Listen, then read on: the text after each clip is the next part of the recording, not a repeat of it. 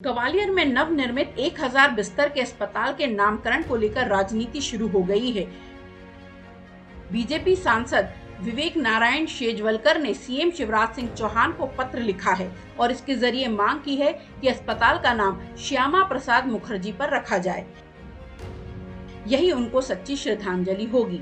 वहीं super speciality अस्पताल का नाम बदलकर भारत रत्न अटल बिहारी वाजपेयी के नाम पर रखा जाए। नामकरण को लेकर सांसद द्वारा की गई इस मांग के बाद ज्योतिरादित्य सिंधिया अपनी ही पार्टी में घिर गए हैं, क्योंकि वर्ष 2019 में तत्कालीन कमलनाथ सरकार के दौरान जब ज्योतिरादित्य सिंधिया कांग्रेस पार्टी में थे और उन्होंने 1000 बिस्तर के अस्पताल भूमि पूजन किया था और इसे माधवराव सिंधिया अस्पताल का नाम भी दिया था। लेकिन अब ज्योतिरादित्य सिंधिया बीजेपी पार्टी में आ चुके हैं और टीम मोदी में केंद्रीय मंत्री का पद भी संभाले हुए हैं। ऐसे में ज्योतिरादित्य सिंधिया अपने पिता के नाम वाले इस अस्पताल का नाम बदलकर श्यामा प्रसाद मुखर्जी होने देंगे, ये तो आने वाला वक्त ही तय करेगा। लेकिन कांग्रेस जरूर इस मामले में सिंधिया पर कटाक्ष कर रही है। कांग्रेस का आरोप है कि ज्योतिरादित्य सिंधिया का बीजेपी में क्या स्थान है, सांसद शेजवलकर के पत्र से आसानी से समझा जा सकता है। वहीं दूसरी ओर यदि ज्योतिरादित्य सिंधिया श्यामा प्रसाद मुखर्जी अस्पताल के नाम पर सहमत होते हैं तो उनका जमीर किस लेवल का है, ये प्रदेश की जनता भी जान जाएगी। कांग्रेस ने ये भी स्पष्ट किया है कि पूर्व केंद्रीय मंत्री माधवराव सिंधिया कांग्रेस पार्टी के वरिष्ठ लीडर रहे हैं। पार्टी में उनका एक ऊंचा कद रहा है। ऐसे में यदि अस्पताल के नाम को बदलकर श्यामा प्रसाद मुखर्जी रखा जाएगा तो वो इसका पुरजोर विरोध करेंगे। क्षेत्रीय जनता के लिए बहुत दुर्भाग्यपूर्ण बात है, लेकिन सबसे गहरी बात जो समझने की है और जनता में जो नैरेटिव जाना चाहिए वो ये कि जैसे ही सिंधिया जी भाजपा में आए हैं तो अब जो गुटबाजी है वो बिल्कुल सतही स्तर पर आ गई है कि 2 बार सीधे सीधे वो भले एयर टर्मिनल या उड्डयन सेवा को लेके हो या दूसरा भी जो अस्पताल के नामकरण को लेके कि पहले माधवराव सिंधिया जी के नाम पर नामकरण होना था, अब क्षेत्रीय सांसद कह रहे हैं कि वो श्यामा प्रसाद मुखर्जी और अटल जी के नाम पर होना चाहिए।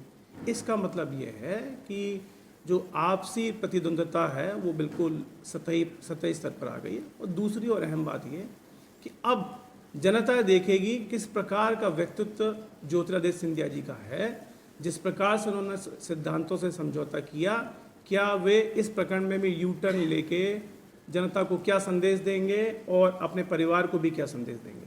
कांग्रेस माधवराव सिंधिया को आरक्षण मांगती है, बड़ा नेता भी रहे हैं उसमें, ऐसी स्थिति में नाम परिवर्तित करते तो पार्टी की ओर से क्या स्थिति? देखिए, पार्टी तो सैद्धांतिक तौर पर निश्चित रूप से इसका विरोध करेगी, क्योंकि जो इसके स्थापना में अगर देखेंगे तो आप सबसे ज़्यादा सहभागिता कहें या योगदान है तो कांग्रेस का ही है। अब कंप्लीशन पे इनकी जो आदत है, इनकी तो हमेशा से आदत है, भले वो कानून बनाना हो लोकसभा में, जो कानून ऑलरेडी कांग्रेस बना चुकी होती है, या पुराने सामान को नई पैकेजिंग में पेश करके इवेंट बनाना ही तो काम है भाजपा का। और काम क्या है इनका? इवेंट मैनेजमेंट कंपनी है तो।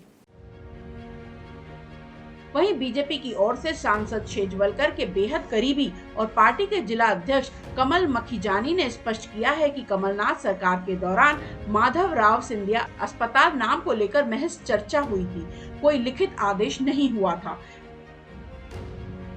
ऐसे में अस्पताल का नाम श्यामा प्रसाद मुखर्जी ही रखा जाए, ऐसा उनकी पार्टी का विचार है। इस मामले पर केंद्रीय मंत्री ज्योतिरादित्य सिंधिया भी पार्टी और सांसद विवेक नारायण शेजवलकर का समर्थन करेंगे।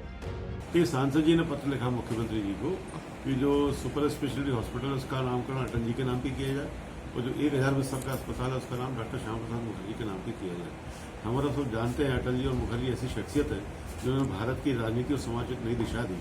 उनका बहुत बड़ा योगदान समाज और राजनीति में है। अटल जी भारत रत्न है, ग्वालियर उनकी कर्मभूमि रहा है और पूरा जीवन उन्होंने समाज के लिए समर्पित किया, पार्टी के लिए समर्पित किया।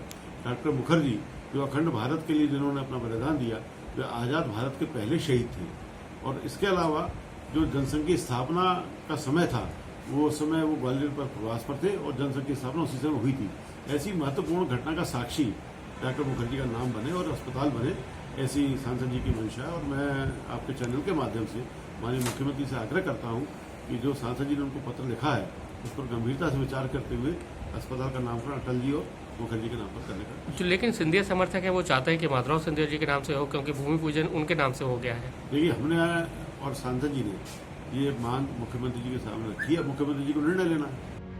फिलहाल ऐसे में देखना होगा कि अस्पताल के नाम को लेकर शुरू हुई राजनीति के बीच ज्योतिरादित्य सिंधिया किस और करवट लेते हैं। ऐसे में जो भी हो, केंद्रीय मंत्री ज्योतिरादित्य सिंधिया का किसी भी करवट मुड़ना कांग्रेस के लिए जरूर बैठे बिठाए राजनीति का बड़ा मुद्दा बन जाएगा।